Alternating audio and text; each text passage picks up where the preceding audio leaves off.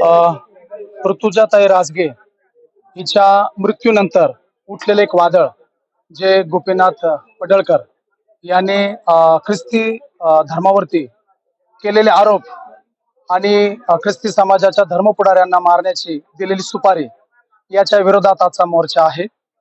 जर यानंतर परत पडळकर आणि पडळकर सारखे जे छुपे कुणी असतील, जर त्यांनी परत यानंतर कोणत्याही प्रकारचे आक्षेपार्ह ख्रिस्ती समाजाला उपद्रव करणारे शब्द वापरले, आव्हान केले, चॅलेंज केले, तर आम्ही त्यांना त्यांच्या भाषेमध्ये उत्तर देण्यासाठी आता तयार आहोत. येशू ख्रिस्ताने मंदिरामध्ये चाबूक घेतला आणि मंदिरातले व्यापारी हाकलून दिले. जर आमचा पुढारी हे करू शकतो तर आम्हाला मजबूर करू नका की आमच्या हातात पण चाबूक यावेत.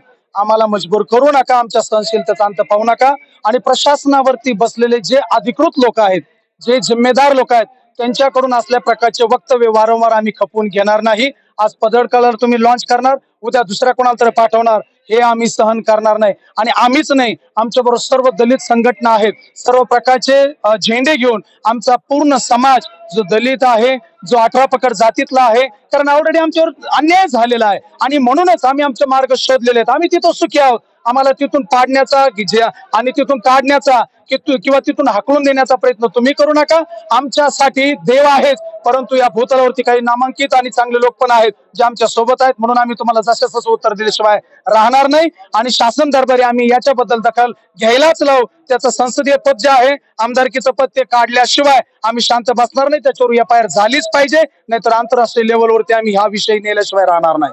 थँक्यू.